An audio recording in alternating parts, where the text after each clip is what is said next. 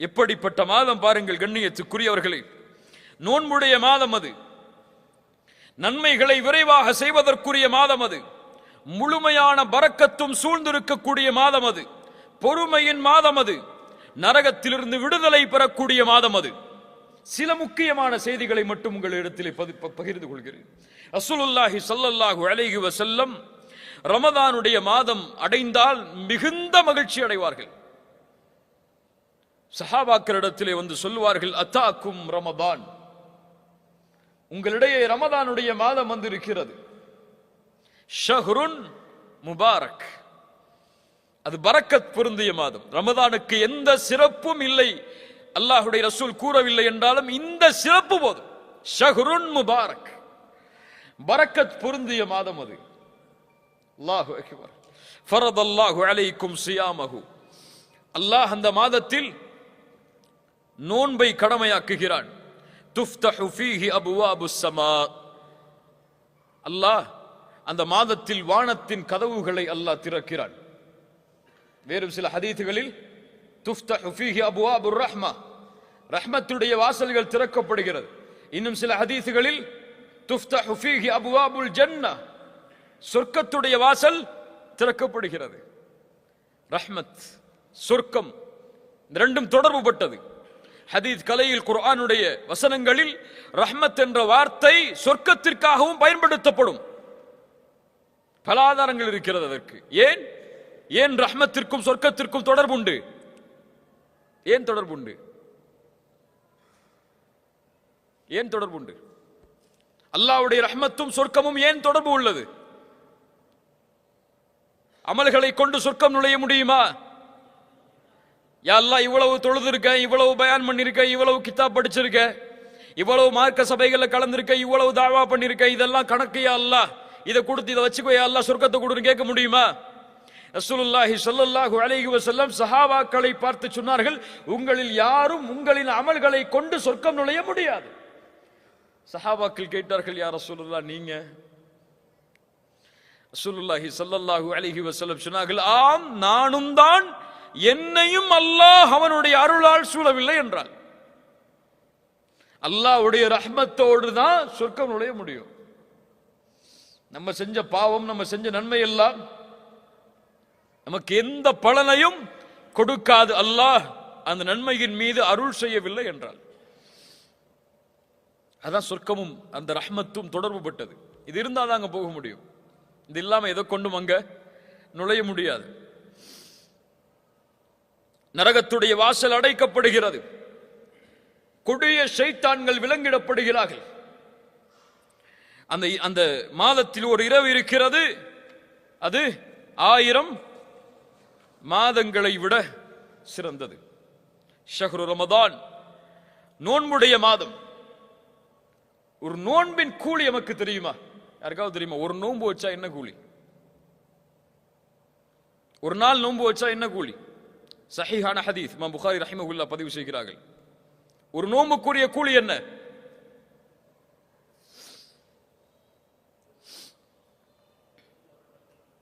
மன் ஸாம யௌமன் ஃபீ ஸபீலில்லாஹ் பஅதல்லாஹு வஜ்ஹஹு அனின் நாரி 70 கரீஃபா. அல்லாஹு அக்பர். நோன்பின் கண்ணியத்தை உணருங்கள். நோன்பை அடைவதற்கு முன்னால் யார் அல்லாஹுடைய பாதையில் ஒரு நாள் நோன்பு வைக்கிறாரோ அவருடைய முகத்தை அல்லாஹ் 70 ஆண்டுகள் நரகத்திலிருந்து தூரமாக்குகிறான். சுப்ஹானல்லாஹ். எப்படிப்பட்ட மாதம்! 30 நாட்கள் அல்லது 29 நாட்கள் முழுவதும் இந்த நன்மையை சுமந்த மாதம்.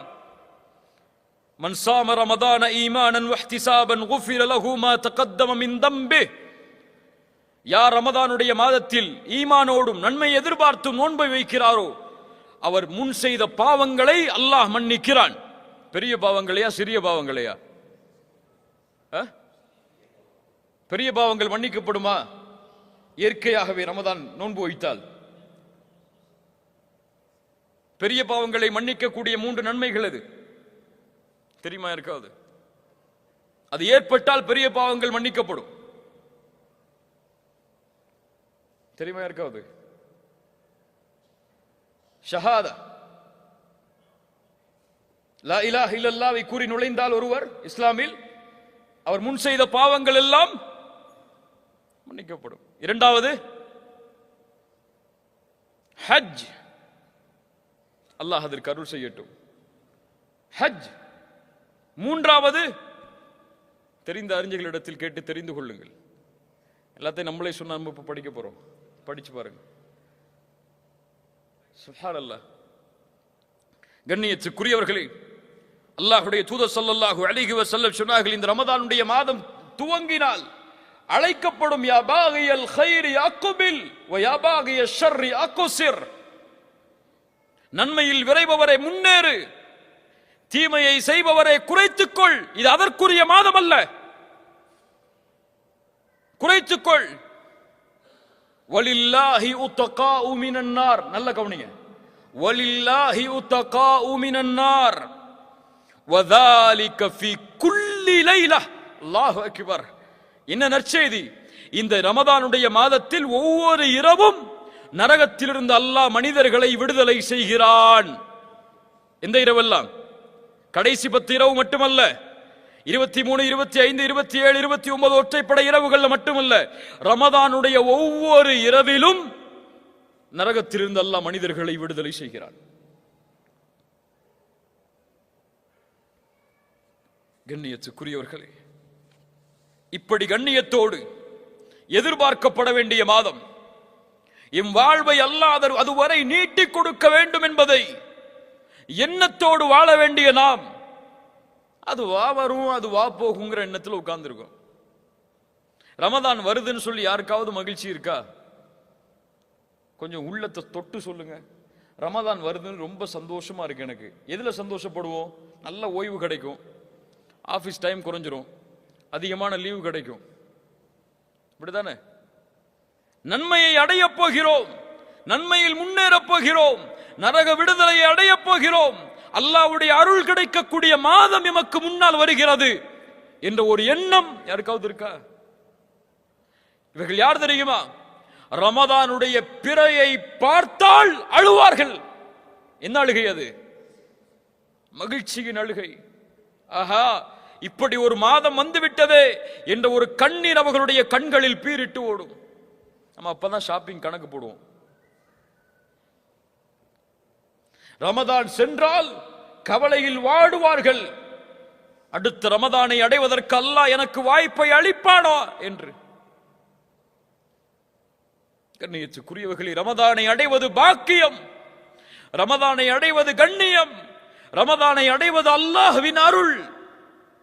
யார் அதை பாதுகாத்தார்களோ அவர்கள் பாதுகாக்கப்படுவார்கள். யார் வீணடித்தார்களோ அல்லாஹ் அவர்களை பாதுகாக்கட்டும், அவர்கள் வீணடிக்கப்படுவார்கள். யார் அல்லாஹ்வின் அத்தாட்சிகளை கண்ணியப்படுத்தவில்லையோ அவர்கள் தக்குவாவுடைய உள்ளத்தை சுமந்தவர்களாக மாற முடியாது.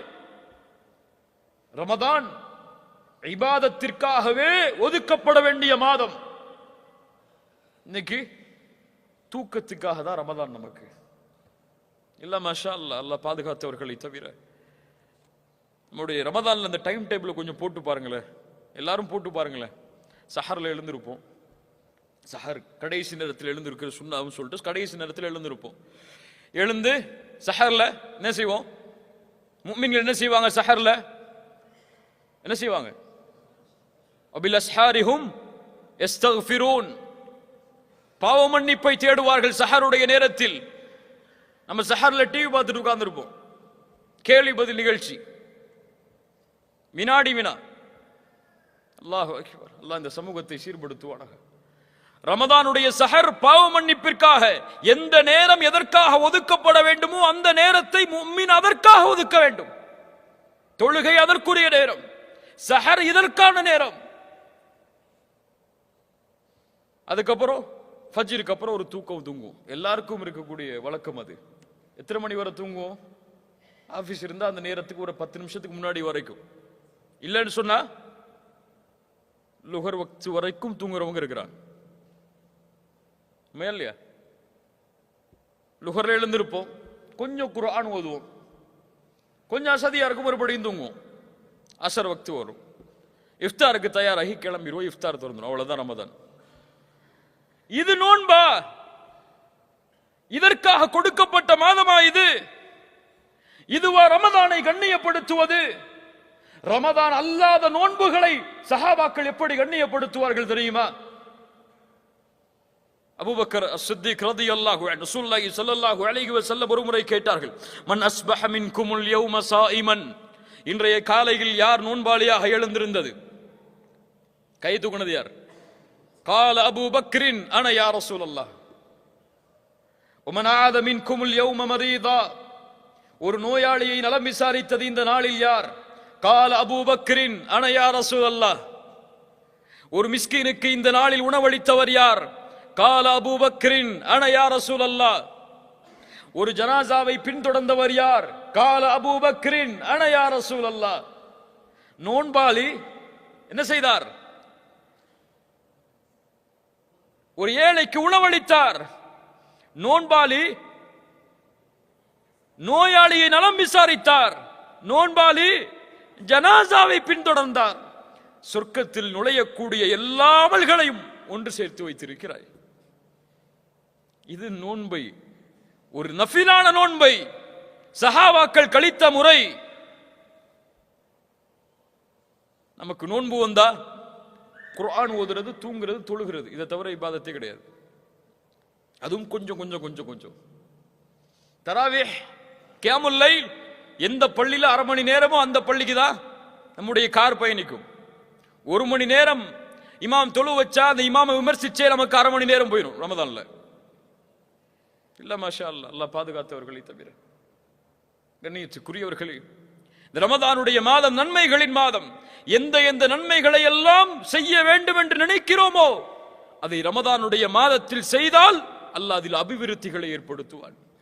ஒரு ஏழைக்கு நீங்கள் செலவழிக்கிறீர்களா அந்த மாதத்தில், அல்லாஹ் அதனுடைய கூலியை பன்மடங்காக்கி கொடுப்பான். ஏன்? ரமதானுடைய கூலியை அல்லாஹ் தன்னிடத்திலே வைத்திருக்கிறான் தெரியுமா? எல்லா அமலுக்குரிய கூலியும் முடிவு செய்யப்பட்டது, ஆனால் ரமதானுடைய கூலி முடிவு செய்யப்படாதது. ஏன்? ஹுவலி அனாஜிபி, அது என்னுடையது, நான் அதற்கு கூலி கொடுப்பேன். சில அறிஞர்கள் இந்த ஹதீஸுக்கு விளக்கம் சொல்லும் பொழுது ஒரு முக்கியமான விளக்கத்தை பதிவு செய்கிறார்கள். நாளை மறுமை என்ற ஒரு நாள் வரும். அந்த நாளில் அல்லாஹ்வுடைய ரஹ்மத் வெளிப்பட்டால் மட்டுமே பாவம் செய்த எல்லோரும் மன்னிக்கப்பட்டு சொர்க்கம் நுழைய முடியும். ஒன்னு நினைச்சுக்கோங்க, மனசுல ஆழமா பதிய வச்சுக்கோங்க. எம்முடைய கடைசி பாவம் மன்னிக்கப்படாத வரை சொர்க்கம் நுழைய முடியாது. சொர்க்கம் யாருக்குரிய பூமி? சுத்தமானவர்கள் வாழக்கூடிய பூமி. அந்த பூமியில் கடுகளவு, ரொம்ப கடுகளவு பாவம் உள்ளவன் கூட நுழைய முடியாது. அந்த பாவமும் மன்னிக்கப்பட்டால்தான் சொர்க்கம். அதுல என்ன சொர்க்கம் கிடையாது. அப்படி அல்லாஹ் பாவங்களை மன்னித்து வரும் பொழுது ஒரு அடியான் நன்மைகளை செய்தவன், அவன் செய்த பாவங்களால், படைப்புகளுக்கு செய்த பாவங்களால் நன்மைகள் எல்லாம் பிரித்து கொடுக்கப்பட்டு சொர்க்கத்துக்கு போறதுக்கு நன்மை இல்லைன்னு இருக்கும் போது அல்லாஹ் ரப்புல் ஆலமீன் அவனுடைய அருளை வெளிப்படுத்த நாடினால் இந்த ரமதானுடைய கூலியில் வெளிப்படுத்துவான். எவ்வளவு நாடுறானோ அவ்வளவு கொடுப்பான். ஆனா அல்லாஹ் எவ்வளவு நாடுகிறானோ அவ்வளவு கூலியை அவனுக்கு கொடுப்பான். அல்லாஹ்வுடைய ரஹ்மத் எனக்கு வேணும்னு நம்பிக்கை இருந்தால் இந்த ரமதான் இது எம்மை இன்ஷா அல்லாஹ் சொர்க்கத்திலே நாம் நுழைவதற்கு ஒரு காரணமாக அமைத்து தரும். நம்முடைய அமல்கள் குறைவாக இருந்தாலும் இன்ஷா அல்லாஹ். அறிஞருடைய விளக்கம் அது. கண்ணியத்துக்குரியவர்கள், இந்த ரமதானுடைய மாதம் எம்மை எதிர்நோக்கி இருக்கிறது. அல்லாஹ் ரப்புல் ஆலமீன் ஒரு கண்ணியமிக்க சபையை எமக்கு அமைத்து தந்திருக்கிறார். எமக்கு முன்னால் பேசிய அந்த ஷேக் அவர்கள், அந்த அறிஞர் அவர்கள், அல்லாஹ் அவர்களுக்கு அருள் செய்யட்டும், அல்லாஹ் அவர்களை பாதுகாக்கட்டும். மிகவும் பணிவான கல்வியை சுமந்த ஒரு கண்ணியமிக்க நபர். அல்லாஹ் அவர் மூலமாக பலனை பெறக்கூடிய பாக்கியத்தை எமக்கு தரட்டும்.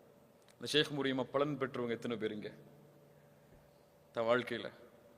சுப்ஹானல்லாஹ். அல்லாஹ் ரப்புல் ஆலமீன் அவர்களை பாதுகாத்து அவர்களை அல்லாஹ் இன்னும் சமூகத்திற்கு பலனுள்ளவர்களாக அல்லாஹ் ஆக்கி தரட்டும். கண்ணியப்படுத்துவோம் இன்ஷா அல்லாஹ். கண்ணியத்துக்குரியவர்களே, அந்த ஷேக் அவர்கள் பேசிய அந்த உரையும் இந்த உரையும் எமக்கு தரக்கூடிய பாடம், நான் மாற வேண்டும் இந்த நிமிடத்தில் இருந்து, அவ்வளவுதான். அடுத்த பேச்செல்லாம் கிடையாது, அடுத்த நாளெல்லாம் கிடையாது. என்ன பாவம் செய்கிறோம் அதை இப்படியே விட்டு இந்த பள்ளியை விட்டு வெளியே செல்லும் பொழுது, யா அல்லாஹ் நான் சுத்தமானவனாக வெளியே செல்ல போகிறேன், எனக்கு உறுதி கொடு. ரமதான் வரை வாழ்வதற்கு வாழ்வை கொடு என்ற எண்ணத்தோடு, என்ற பயத்தோடு, சிந்தனையோடு நாம் சென்றால் அல்லாஹ் ரப்புல் ஆலமீன் நம்மை பாதுகாப்பான். அல்லாஹ் எமக்கு அதற்கு உதவி செய்வான். இந்த உரையை முடிக்கும் பொழுது ஒரு முக்கியமான செய்தியை இந்த மக்களுக்கு சொல்ல வேண்டும் என்ற கடமையில் சொல்கிறேன். இந்த ரமதான் வரும் பொழுது ரமதானுடைய நன்மைகள் என்று வரக்கூடிய ஹதீசுகள், அல்லாஹ் அவர்களை பாதுகாக்கட்டும். யார் ரமதானை அறிவிக்கிறாரோ முதலாக அவரை அல்லாஹ் நரகத்திலிருந்து விடுதலை செய்கிறான். நான் அறிவித்தேன், நீங்களும் அறிவியுங்கள். யார் சொன்ன ஹதீஸ்?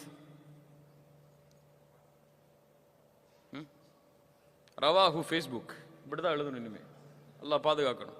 இந்த மக்களுடைய இல்முடைய குறைபாடு எவ்வளவு தூரம் அவர்களை இழுத்து சென்று விட்டதென்றால், அறிவிப்பாளர் யார் அவர்களுக்கெல்லாம்? இந்த ஃபேஸ்புக்கும் ட்விட்டரும் வாட்ஸ்அப்பும் தான் அவர்களுக்கு அறிவிப்பாளர்கள். அறிவிப்பு வந்தால் எடுத்து சொல்வார்கள். எத்துணை இட்டுக்கட்டப்பட்ட ஹதீசுகள் எம்மிடத்தில் இருக்கிறது தெரியுமா? ரமதானுடைய முதல் 10 எதற்காக? அல்லாஹ்வுடைய அருளுக்காக. இரண்டாவது 10 எதற்காக? பாவ மன்னிப்பிற்காக. மூன்றாவது 10 நரக விடுதலைக்காக. யார் சொன்னது? இது மௌது, இட்டுக்கட்டப்பட்ட ஹதீஸ். இது இப்படி பல ஹதீசுகள். ரமதான் என்று சொல்லாதீர்கள், ஷஹ்ரு ரமதான் என்று சொல்லுங்க. தஈஃபான ஹதீஸ் அது, பலகீனத்திலும் பலகீனமான ஹதீஸ். இப்படி இல்முடைய குறைபாடை மடத்திலே இருக்கும் காரணத்தால் சர்வ சாதாரணமாக அல்லாஹ்வுடைய தூதருடைய வார்த்தைகளால் பொய்யான செய்திகள் இந்த ரமதானுக்கு இம்மிடத்திலே பரப்பப்படுகிறது. ஒரு செய்தியை கேள்விப்பட்டால் தெரிந்தவர்களிடத்தில் முதலில் சென்று இது சஹீஹா தஈஃபா, இதை மக்களுக்கு எடுத்துச் சொல்லலாமா என்ற உறுதியை தேடிக்கொள்ளுங்கள். அல்லாஹ் ரப்புல் ஆலமீன் நமக்கு தெளிவை தரட்டும். அல்லாஹ் நாம் பேசிய விஷயங்களை நம்முடைய வாழ்க்கையில் செயல்படுத்துவதற்கு அல்லாஹ் ரப்புல் ஆலமீன் அருளை தருவானாக. ஜஸாக்குமுல்லாஹு கைரன், பாரக்கல்லாஹு லக்கும். அகூலு கௌலி ஹாதா அஸ்தக்ஃபிருல்லாஹ லீ வ லக்கும். அஸ்ஸலாமு அலைக்கும் வ ரஹ்மத்துல்லாஹி வ பரகாத்துஹு.